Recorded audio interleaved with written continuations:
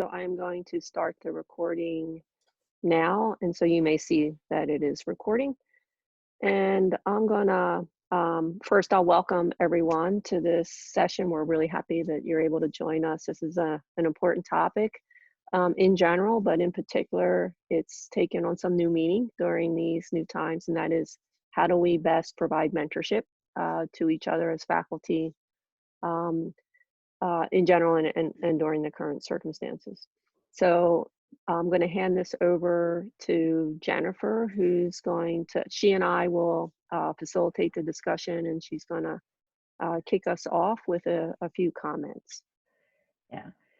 So good morning, everybody. First, I'm going to share my screen here. Let me get back to the beginning. So the reason that we're together, as Anne mentioned, so by the way, my name is Jennifer Bekki. I'm at Arizona State University. I work with a bunch of several other colleagues on the EFIC project, which is funded by the Kern Family Foundation. And we're grateful to be here today to talk with you all.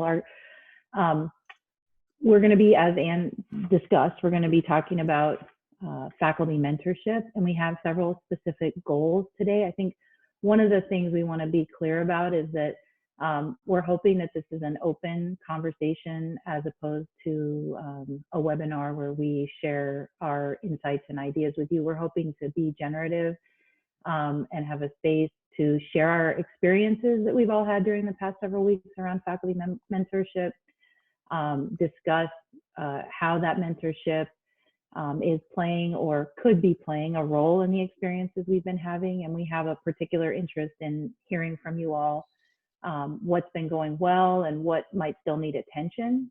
We also want to be generative in thinking about how during our current times and even into the future, how we can be effective in mentoring each other, in doing specifically faculty mentorship in a remote environment.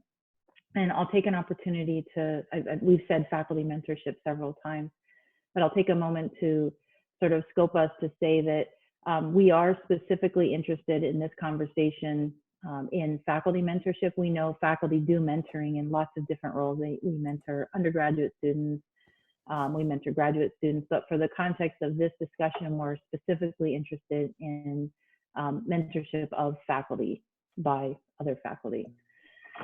So we have to sort of ground our discussion.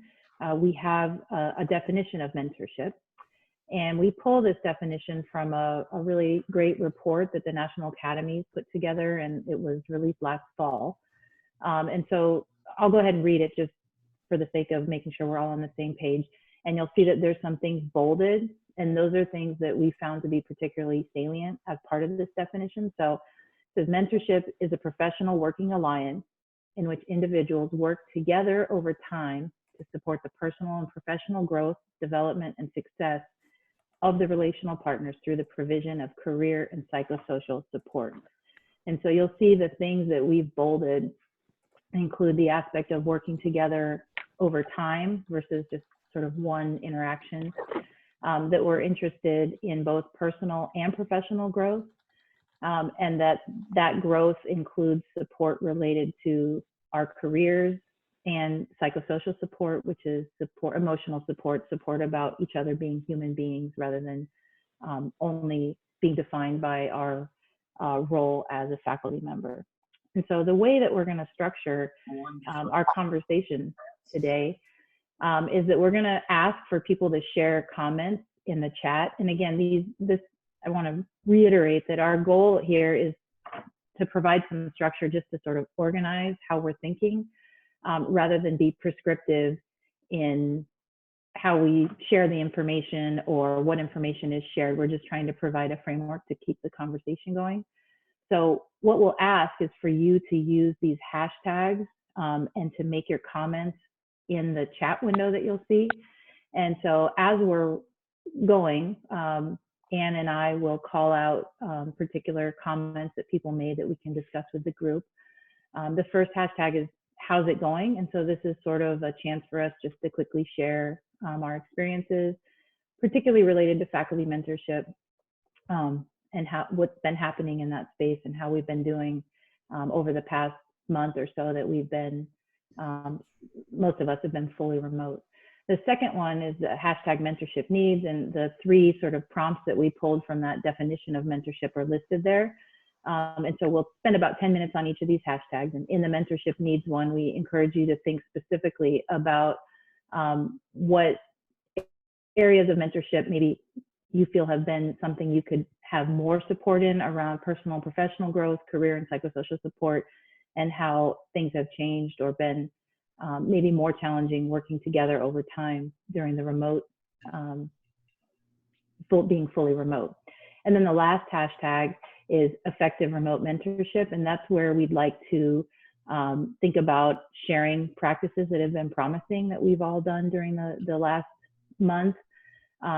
We may not, have quote proof that these things are working well, but we're interested in what you all think has been working well, and we want to capture some of that. And I'll note that, so for each of these hashtags, we'll spend about 10 minutes.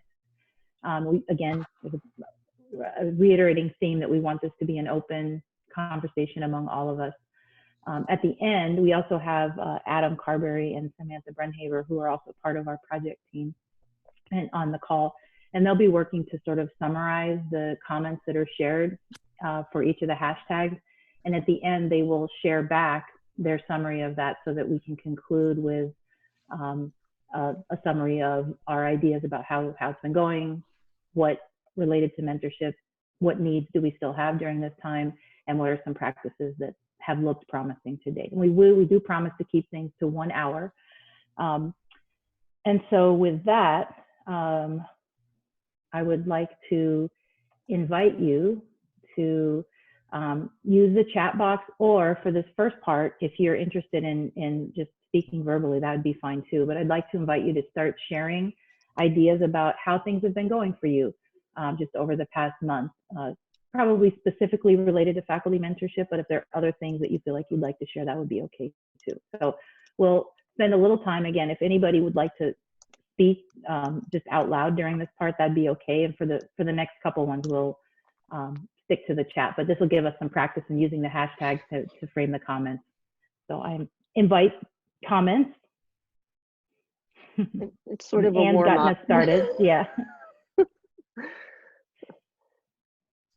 And so we want to invite you to at least try to use the chat to warm us up for this call. Yeah.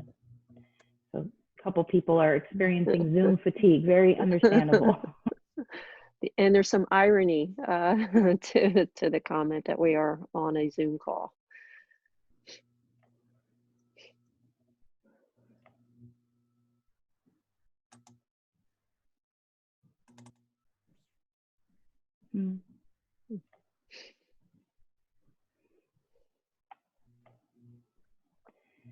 So one of the things we wanted to do, because we know it will take some time for folks to type and compile their thoughts.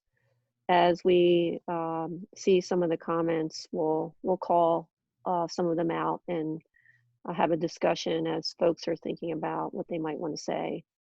And so I saw a comment here about promotion and tenure. So that's from Stephen Harper. So what were some of the concerns, Stephen, that you're hearing about promotion and tenure? Well, part of the problem is that the finances of the university are very in flux, and the Board of Visitors that approves promotion and tenure has a lot on their plate right now. So they're basically pushing the promotion and tenure decisions down the line. So they haven't gotten officially approved yet. So that's one thing. And the second thing is with the funding unclear next year, people think they might be promoted or get tenure, but not get any financial compensation for the new position. Okay. So I'll share one thing that ASU did, and it's something that I know other institutions have as well. And so the provost office has granted a 1-year good cause extension to all pre-tenure faculty, such that it relieves some of the immediate pressure around, given that we're working remotely and maybe having some delays in research or other activities, promotion and tenure activities, that they get an automatic 1-year extension if they so choose to take it. And So I don't, go ahead, Jennifer. no, I was going to say, I'd also like to call out the comment from Ying Yan about a welcoming change at the beginning, but feeling sort of isolated now. I wonder if other people are feeling that same way. I know a lot of people, several people I've spoken to have said that they thought maybe it would be a productivity boost for a little while, having fewer meetings or fewer interruptions. And then I can appreciate that it might feel different as that extends on to a longer period of time. Ying Yan, would you like to share a little bit more about your experiences? And then you also mentioned that you didn't feel like you were having a whole lot of effective mentoring before COVID. Yes, hi everybody.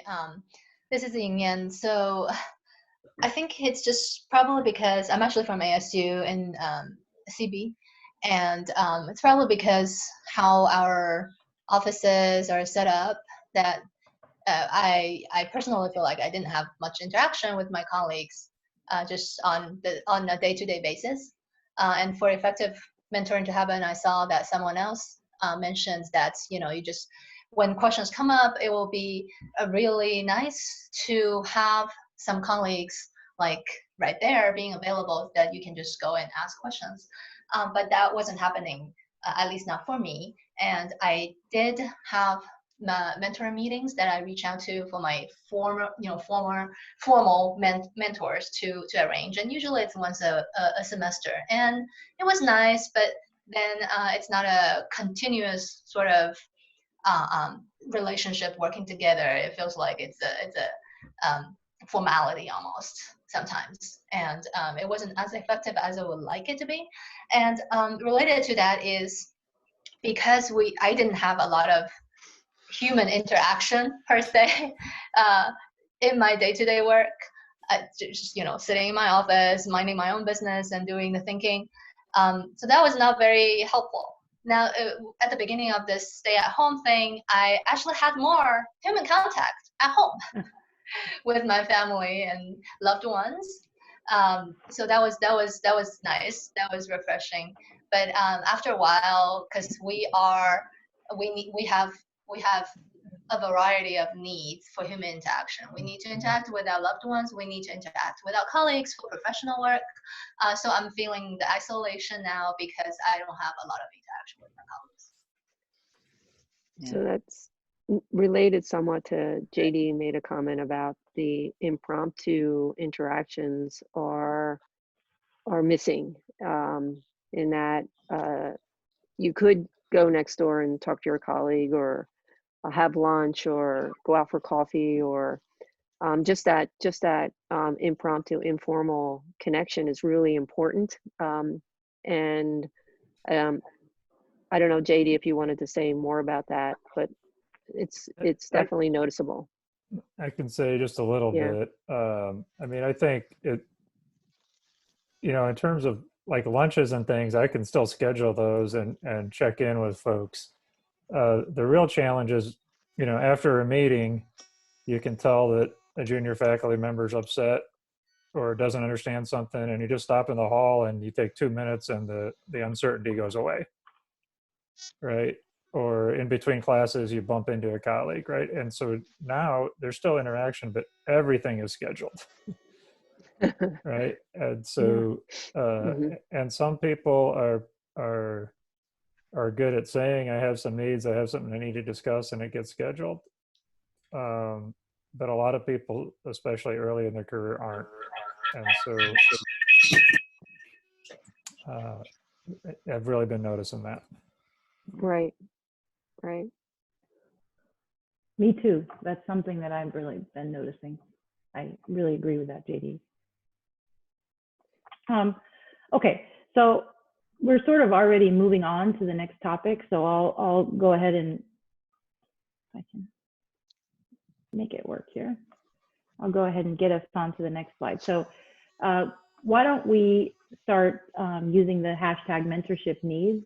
And we've added these bullet points here just to remind you of some of the aspects of the framing definition that we're using for mentorship. So we encourage you to think about and share in the chat window topics related to how your mentorship needs maybe aren't being met right now, related to being able to support both your personal and professional growth, to receive both career and psychosocial support, and to be able to sustain those interactions over time.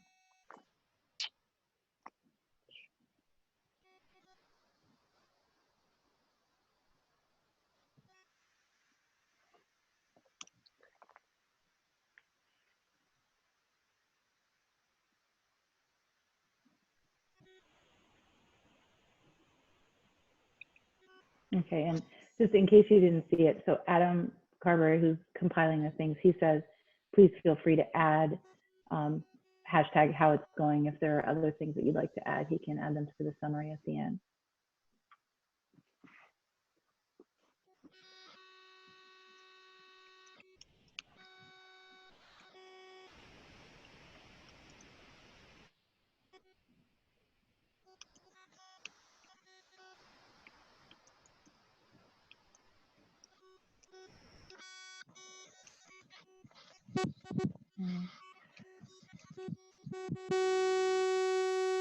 Well, I'm going to mute all, and then you have control. If you do want to talk, you can just unmute yourself.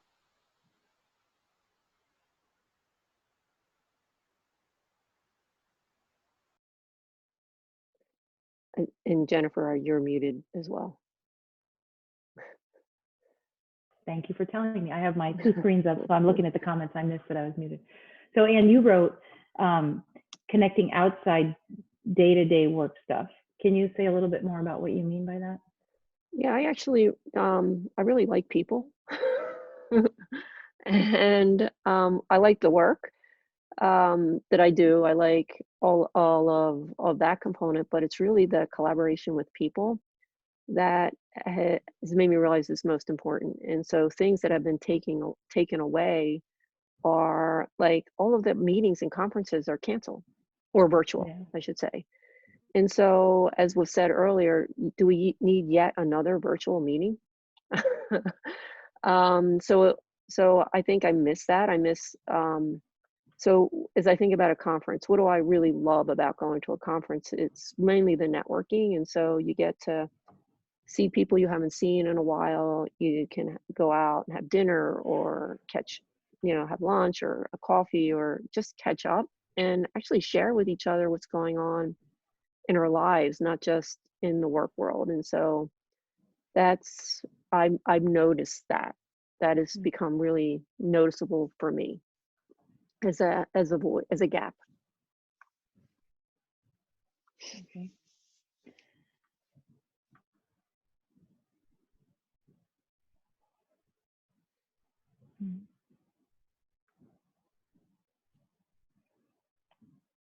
Okay.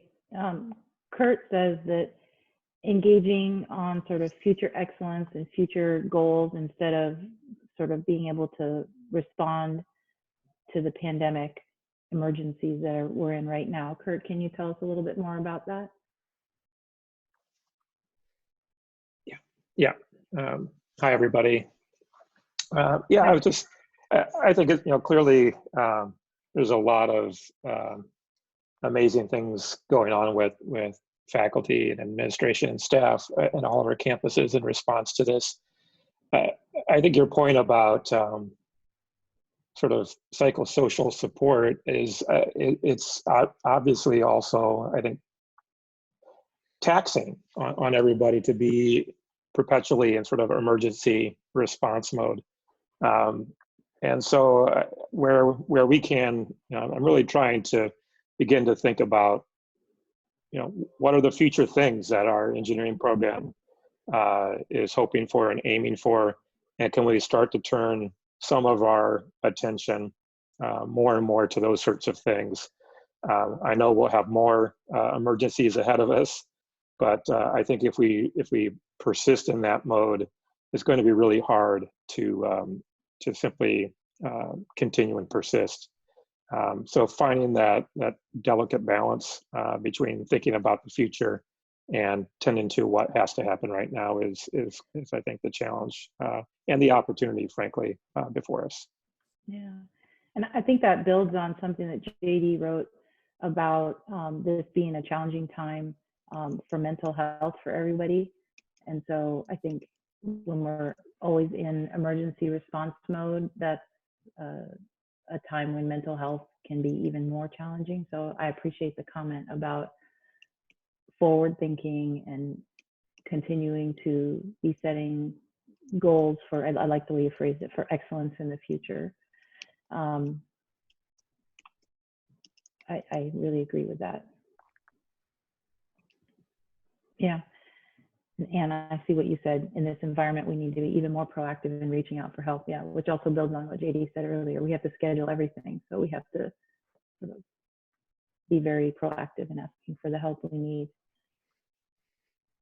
So I see a comment from Elizabeth, and it connects to a couple of other ones about thinking about the future. What is the future? And so in this case, it's summer plan. So Elizabeth, did you want to share what you're thinking about there? Hello, everybody. What I was just thinking is that sometimes you need to make small little plans to look forward to. So, and build on them, the small little blocks, and just give people something to think about other than what's going on. Yeah. And summer is close, so I guess that's just the first step.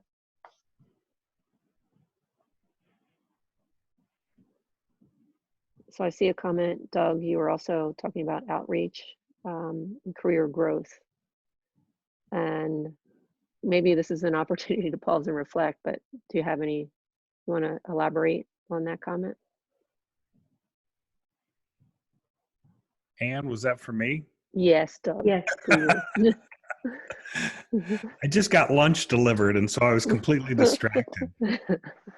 No, they, you know, I've had colleagues who are just really good at continual outreach, and kind of like you, Anne, who like people, and we're all grateful for that. And then I noticed that I have to be, in something like this, I have to be a lot more intentional about planning forward on what can I do in this time, where I depend on a lot of what I would say are just kind of happenstance meetings and happenstance conversations, even during travel and so on.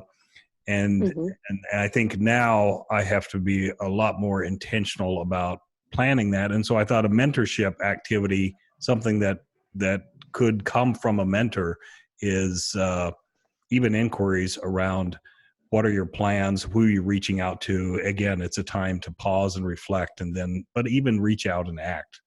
That's all. Right.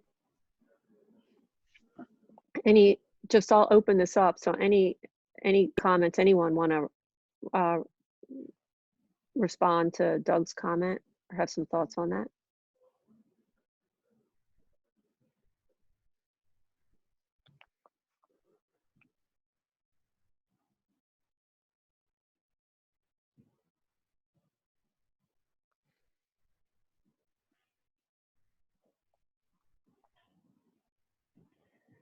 So maybe I'll pose a different question. Gary asks, for people who have mentors, he says he's curious if during the COVID-19 pandemic, has contact increased, decreased, or remained largely the same?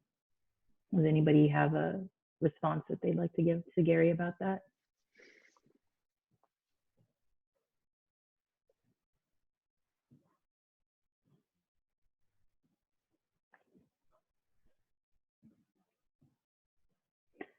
I'll say I think my contact is with my mentors and people who I formally or informally think that I might be a mentor to. I think it's remained largely the same.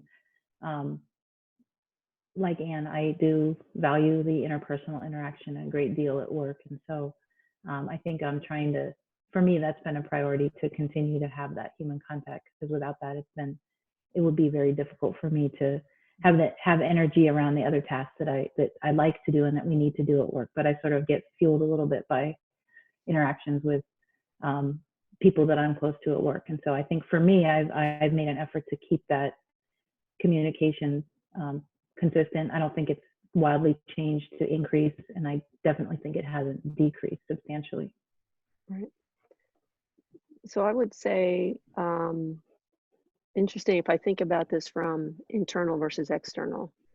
On the internal side, it's probably stayed the same, maybe a little bit more, going back to Kurt and like the firefighting. And so there's a lot of day-to-day work that needs to get done at a moment's notice that you didn't anticipate. And so in my role, I am probably interacting more with my colleagues in collaborating and working together to develop solutions. But I don't know that, like, if I think of external colleagues and mentorship, I don't know that that's happening at all. Maybe it's partly that we don't see each other because we're not traveling, and also because we're so focused on resolving whatever might be in the moment. So that's some of my thought. Yeah.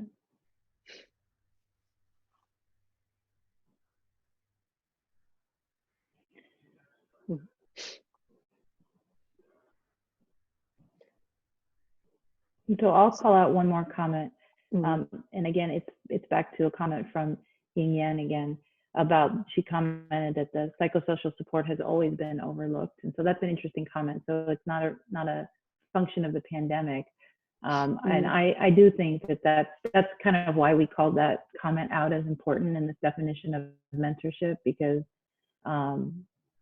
I think sometimes people don't consider that aspect of mentorship. So it's unfortunate that in your experiences that hasn't been there, because it is an important part of mentorship and support in general. And I will say, go ahead. And I was going to just add to that comment that it's unfortunate to hear. It's probably been my experience at various universities. I'm just hoping that maybe one good thing that could come out of the current crisis is an awareness of the importance of that kind of support.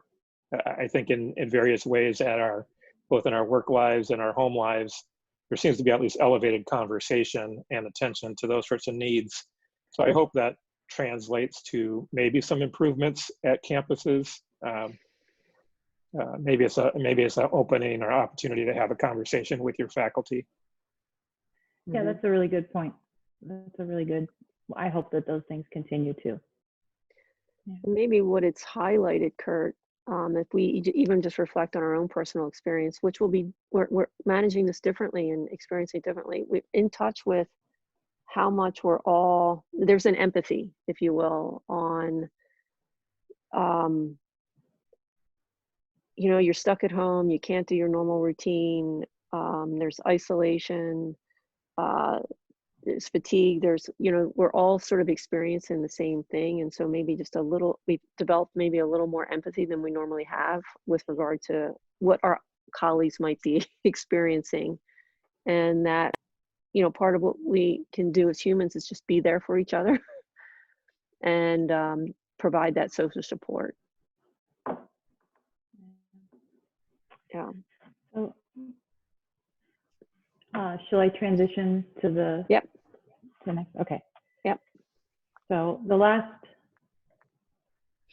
sort of formal framing thing that we had was, and we've sort of gotten some help from our participants in moving us toward the next thing naturally. So thank you for that.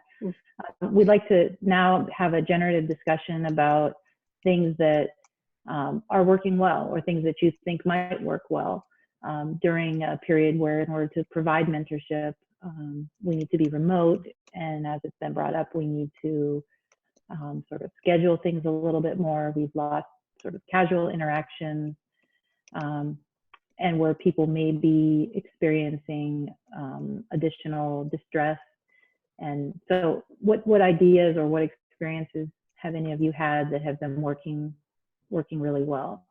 And I guess I can share one, which is that I think I have started communicating in different modalities with people more than I did previously. So more text messages with people who I might not have been texting with, except very rarely in previous times. And so that's a way to sort of emulate a non-scheduled interaction.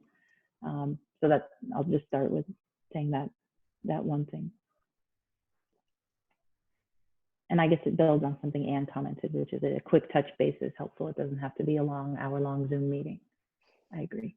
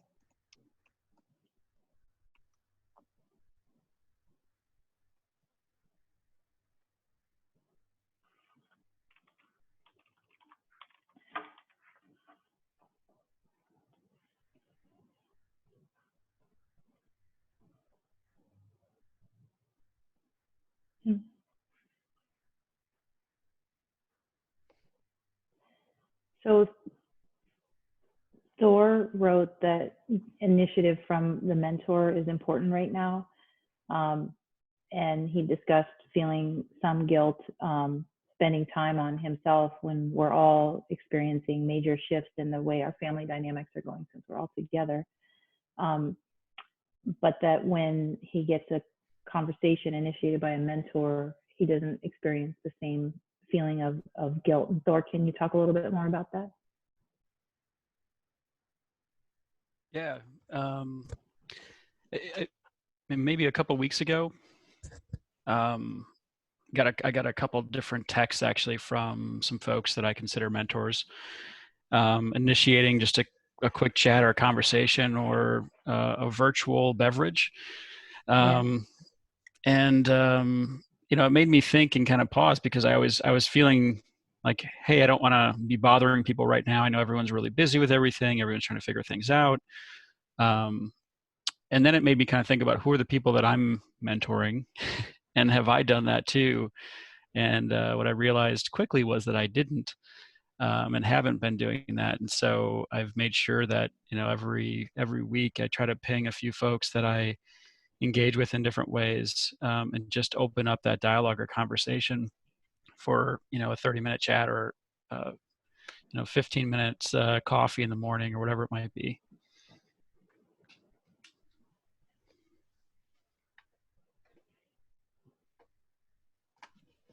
I see that Elizabeth had something similar in that it's kind of a standing meeting. Elizabeth, is that what you're commenting here? Yes, it is.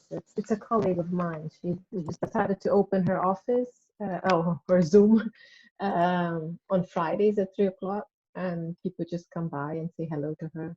Mm-hmm. She has a group of 10 people she works with closely, but a couple of them that she mentors, and she said it has worked well. And if the conversation is serious and they want to have a one-to-one, then she closes the meeting so nobody else can come in. So Okay. she says it has worked well.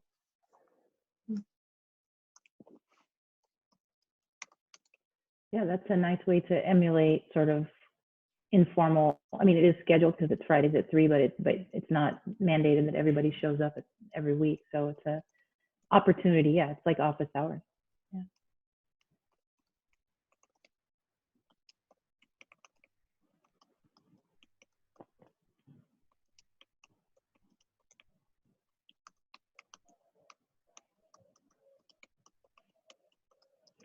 So I'll share one other thing. So a lot of people are talking about, you know, Kurt, who most recently, about people having young kids at home and what that does to scheduling. And I do too, so I understand that. And one thing that's been helpful for me is when people explicitly are okay with it and say, I'm okay with it. So I have a 3-year-old who comes to almost all of my meetings at some point. And so it is nice from a mentee perspective or an employee perspective to hear from other people that that's okay and maybe welcome to see your family show up into your meetings. Actually, I just submitted a comment to that effect. It's not unusual for the dog to start barking. This is a common thing. Mainly the cat comes across the keyboard. Right. My son decided he needed to make a smoothie yesterday and during one of my meetings. So that's kind of loud. But I think in some ways it immediately personalizes the connection. And so I think to the extent that we are comfortable in that, it opens up a window that we hadn't seen or had the opportunity to see. And so could that be a good thing, actually? Yeah.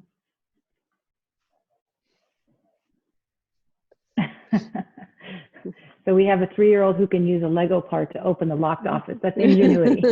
Future engineer.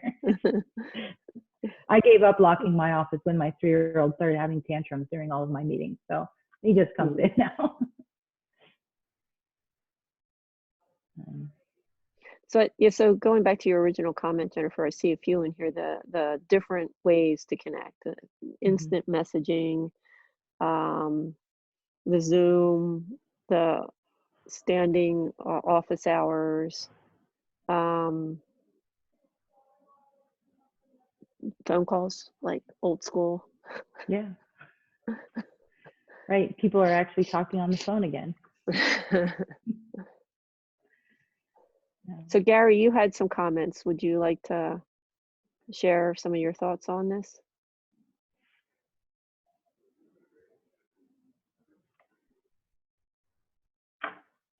Thanks, Ann. Are you referring to my comment back to Thor? Mm-hmm. Yeah. I just, find that connecting helps, as we're all talking about, and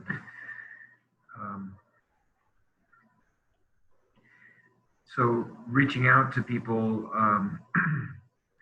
who I might otherwise think that I'm bothering might give them an opportunity to feel that they're helping in a situation where we otherwise feel we don't have control. And I know we all do this respectfully, so no one's going to impose themselves, but providing it, thinking of it as an opportunity for someone to do something that in a situation where it's hard to know what to do could benefit, our mentors and ourselves. Mm-hmm. Yep.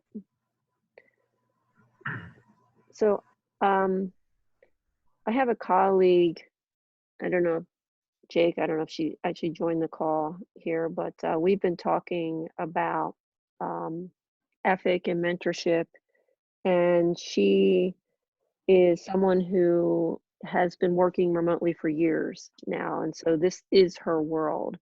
And one of the things that she's been doing is fascinating to her to see, now that everyone's doing it, how challenging it's been. And so she's been she will go in to various meetings, not just within her own area, but randomly, like, and just to observe, to see how folks are adapting. And one of her comments was, and I really like this, and that is, it's not about best practices, because there are no best practices. This is, we are figuring this out as we go.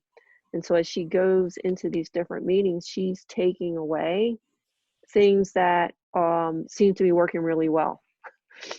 And it's a new thing that she sees as she goes into different meetings. And so that part of what this prompt is here is helping to see some of our thinking about, well, what are we doing? What have we noticed that works well? And even thinking back to the National Academies report, there are a lot of wonderful recommendations in there, which still apply. But we are now transitioning to a different modality of mentorship. And this is something that we as a community can help build in terms of what some of those promising, effective practices will be in this new sort of new world. So I wanted to comment on that, and that I see that as an opportunity for us, and also for EFIC broadly speaking. How do we live up to that definition of mentorship and do it in the modality that now is available to us?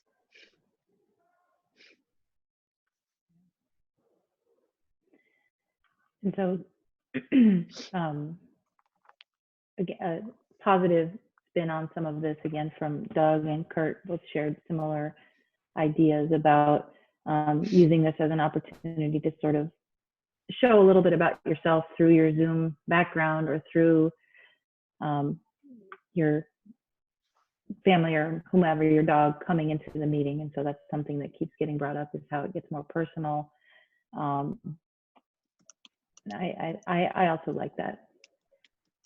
I had some meetings last week and I kept changing my Zoom background for every meeting, and some people were in multiple of those.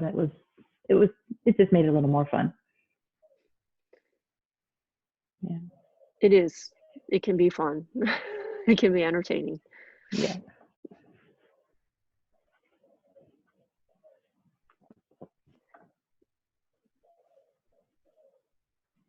I have a question. Can I ask my question? Sure. Yes. How do you handle your labs, particularly the labs which are more hardware, like electronic and circuit? I wonder, in ASU, I know you have a large online students in ECE. Yes. And I wonder, how do you handle that? I like to be able to do the same thing. If you share that with me, I really appreciate it. Sure. So I'll ask, are you referring to educational labs in the degree programs or research labs? Correct, correct, Okay. correct. Yeah. So interestingly, there was a prior session like this on how to do hands-on, how to convert your hands-on sort of project-based activities in remote delivery. And so, Jennifer, let me ask quickly, what was that session videotaped?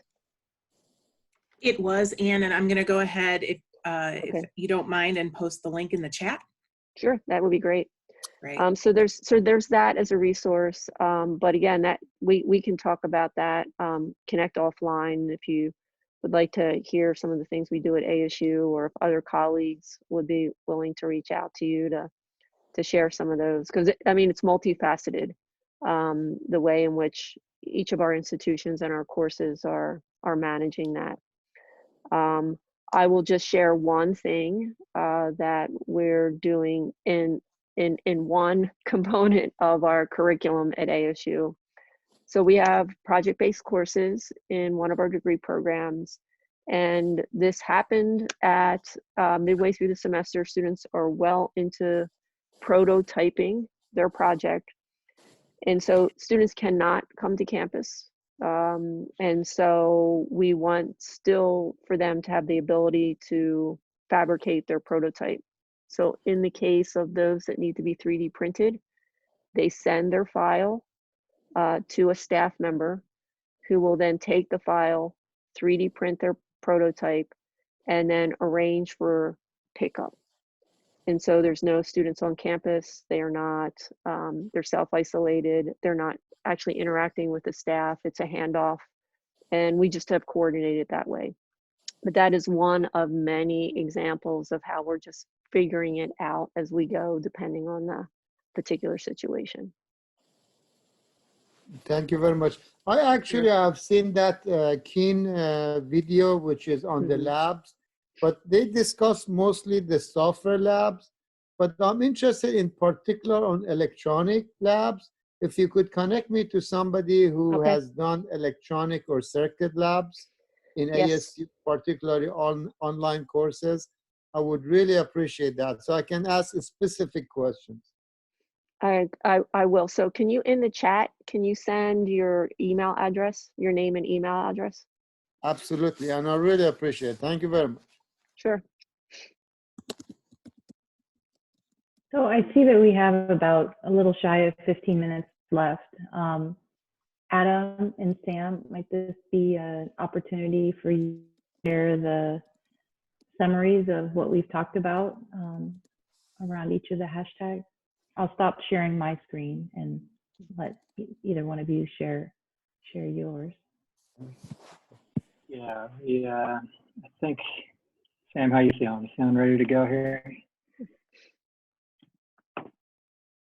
Let me get this up here. Yeah. Okay, so try to capture as much as we possibly could. Sam, you're good? Okay. I'm going to share my screen here. Oh, I don't know if I have the ability to share my screen. All right, And so can you you want make me? Can you make me a, or you can share the Google Okay. spreadsheet that I shared with you earlier. Okay. I'm able to.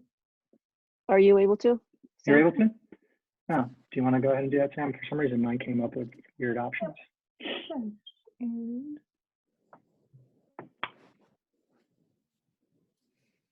Nice. oh, here it is.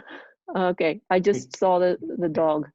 Yes, cat. The cat. Okay. Well, the first one's a cat. The Okay. second one's a dog. Yeah. We tried to capture as much as we possibly could, but also tried to make it so that it wasn't just a bunch of text on the screen.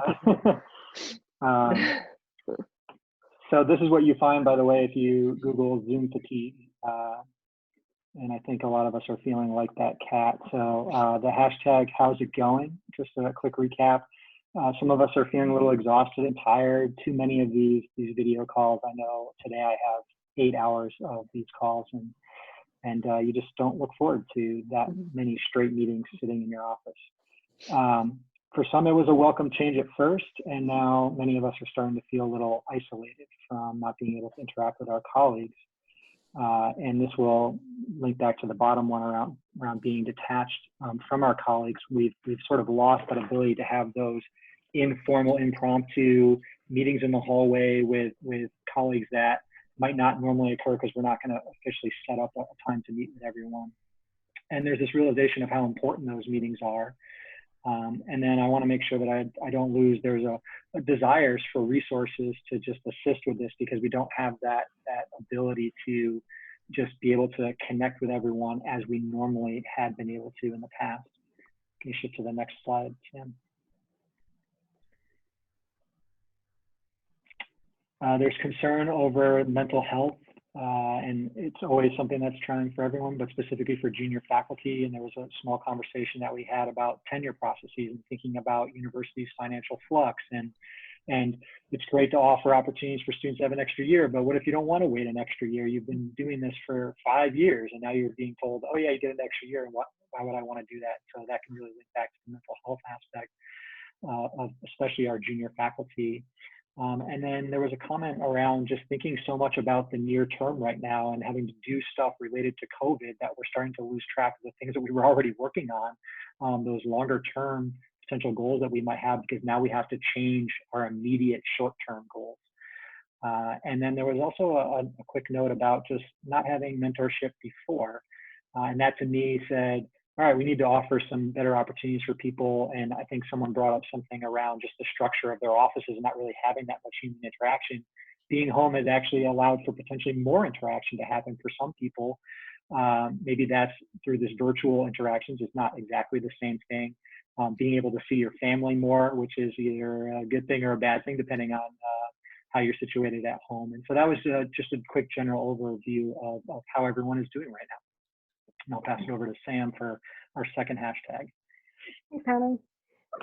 So mentorship needs is probably not going to be surprising that a lot of these needs correspond directly to some of the how's it going and realities that Adam described. So a big need was human connection and interaction outside of day-to-day work.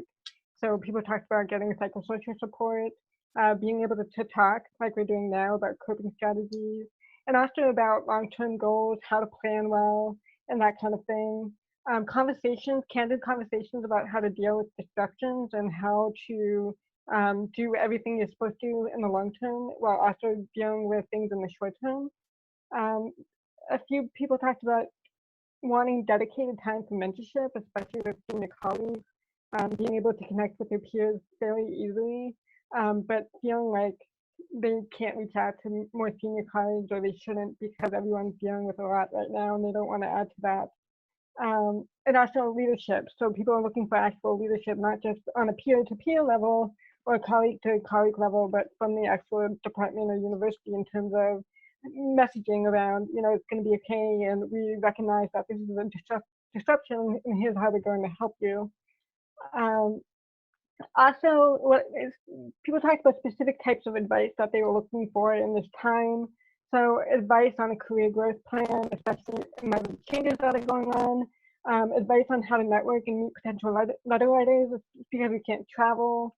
You might go to a conference or go give a seminar in order to meet these people who are going to be very important to your career advancement. And now we have to work in this virtual space, which is a little bit more limited. Best practices for mentoring and coaching virtually. This came up with both students and faculty. Mentorship around lab closures and reopenings and how and when to do that. And then a few things on how to plan out and down work. So how do we avoid Zoom fatigue, make sure that we're taking care of ourselves, having time to get the real work done, in addition to all the emergency firefighters that we might do, and also how to mentor students when we don't yet know how to manage ourselves. Now, put it back to Adam. Okay, and I was just trying to organize these last ones as best I could. Had a little less time to organize these ones, so hopefully it flows a little bit.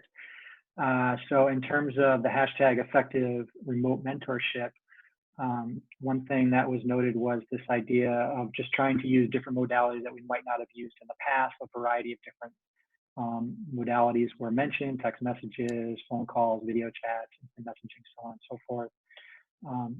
Having quick touch points with individuals and avoiding maybe those long 1-hour meetings that aren't necessarily needed, but just quick reach outs to bring it back to our first hashtag. Just ask, how's it going? Exactly what we did to start off our conversation here today. Being proactive as a mentor, there was a conversation a little bit about how you feel as a mentor versus as a mentee. And being proactive as the mentor to help ease a mentee who might want to talk about some stuff, but maybe is bogged down with some other things. There was some talk about some team mentoring over Zoom that's occurring at one of the institutions. And then there's a note about just being intentional about making these connections. So trying to make sure you touch point. I think this actually came from someone who's a dean who has many people underneath, and just making sure you're touching with each one of these people to make sure that everyone's doing okay and they don't need anything, and just trying to be in touch with everyone. And then the final slide, Sam.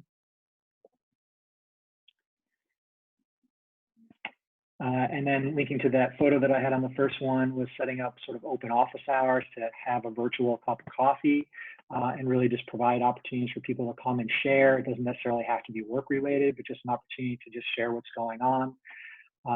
Scheduling some of these meetings, we all have unpredictable home lives that we're now having to deal with.